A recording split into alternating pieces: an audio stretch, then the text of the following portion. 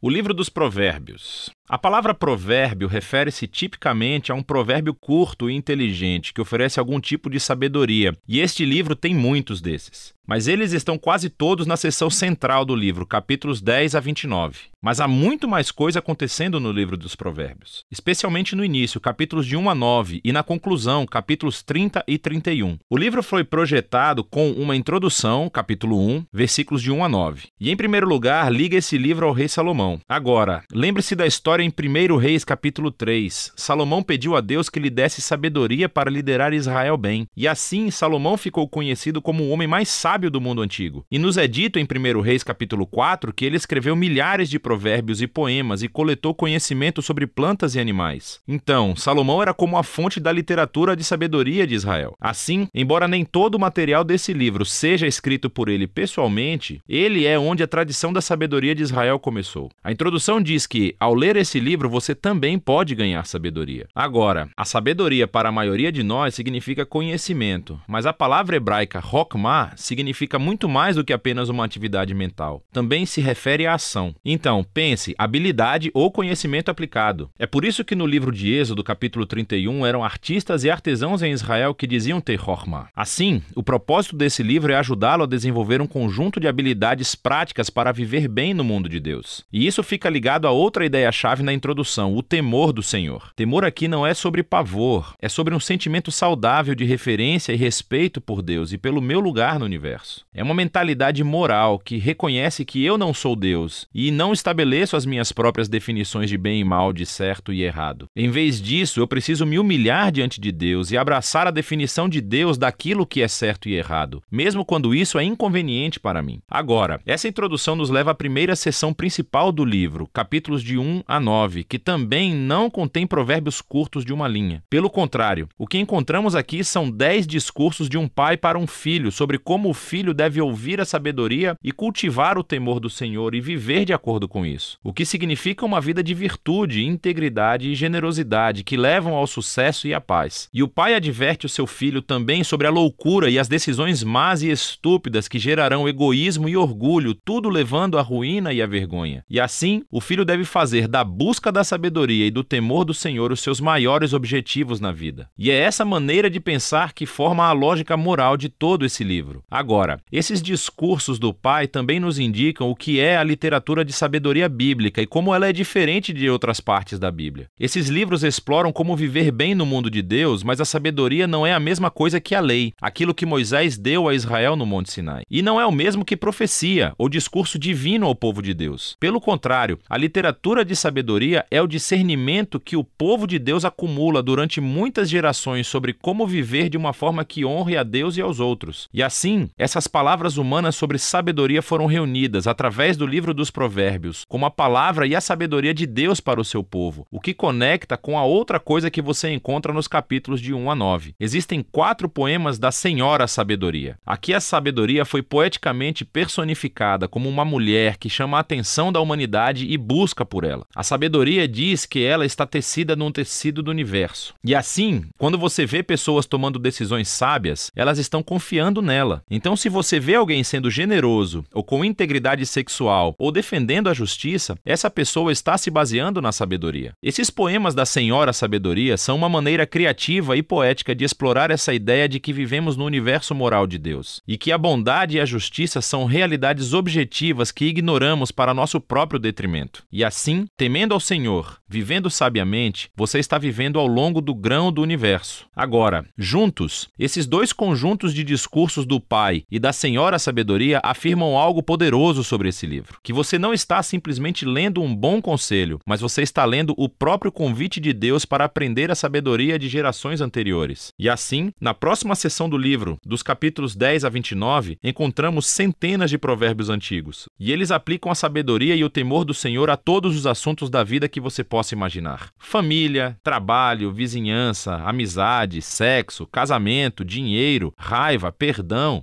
álcool, dívidas, tudo. E todos esses assuntos são filtrados através do sistema de valores de Provérbios de 1 a 9. Agora, esses provérbios são muito curtos, são fáceis de memorizar. E, na verdade, essa seção do livro deve se tornar um trabalho de referência que você retorna várias vezes ao longo dos anos, o que levanta algumas questões importantes à medida que você aprende a ler esses provérbios. Em primeiro lugar, os provérbios são, por natureza, sobre probabilidades. Se você teme ao Senhor e faz escolhas sábias e boas, as coisas provavelmente irão bem para você. E se você não teme ao Senhor, você é tolo e a sua vida provavelmente não irá bem. Ora, isso é muitas vezes verdade, mas nem sempre. O que leva ao próximo ponto de que os provérbios não são promessas. Eles não são fórmulas para o sucesso. Assim, alguns provérbios, como por exemplo, o temor ao Senhor prolonga a vida, mas os anos dos ímpios são interrompidos. Ou, treine a criança no caminho que deve seguir e quando estiver velha não se afastará dele. Temer a Deus e ser uma pessoa moral provavelmente levará a uma vida melhor e mais longa. E criar seus filhos em um lar estável e amoroso os prepara bem, mas não há garantias. Muitas coisas podem dar e muitas vezes dão errado no nosso mundo. E por último, os provérbios, por natureza, enfocam a regra geral, mas não as exceções, que são muitas. E os livros de sabedoria não ignoram isso. As exceções são aquilo de que os outros livros de sabedoria, Jó e Eclesiastes, falam. E juntos, eles reconhecem que a vida é muito complexa para fórmulas simples. E é por isso que precisamos de todos os livros de sabedoria juntos para obter uma visão mais ampla. Isso tudo leva à seção final do livro, duas grandes coleções de poemas. Primeiro, poemas de um homem chamado Agur, que começa reconhecendo a sua própria ignorância e tolice e sua grande necessidade de obter sabedoria de Deus. E Agur descobre que a sabedoria divina foi dada a ele nas Escrituras, que o ensinavam a viver bem. E assim, Agur é apresentado diante de nós como um leitor modelo do livro de Provérbios. Alguém que está sempre atento para ouvir a sabedoria de Deus através das Escrituras. Os poemas finais estão ligados a um homem chamado Lemuel. Ele é um rei não israelita. E ele passa a sabedoria que foi dada a ele por sua mãe. É uma orientação sobre como ser um líder sábio e justo. E então, o poema final é um acróstico ou um poema alfabético, onde cada linha começa com uma nova letra do alfabeto hebraico. E o poema inteiro é sobre a mulher de caráter nobre. Ele retrata uma mulher que vive de acordo com a sabedoria de Provérbios e se apresenta como um modelo de alguém que aceita a sabedoria de Deus. E depois traduz isso em decisões práticas na vida cotidiana, no trabalho ou em casa, na família e na comunidade. Assim, o livro começou com as palavras de um pai a um filho sobre a necessidade de ouvir a Senhora sabedoria. E agora o livro termina oferecendo as palavras de uma mãe ao filho sobre a mulher que vive com sabedoria. O livro dos Provérbios é para todas as pessoas, em todas as fases da vida. É um guia para viver bem e com sabedoria no mundo bom de Deus. E é disso que se trata o livro de Provérbios.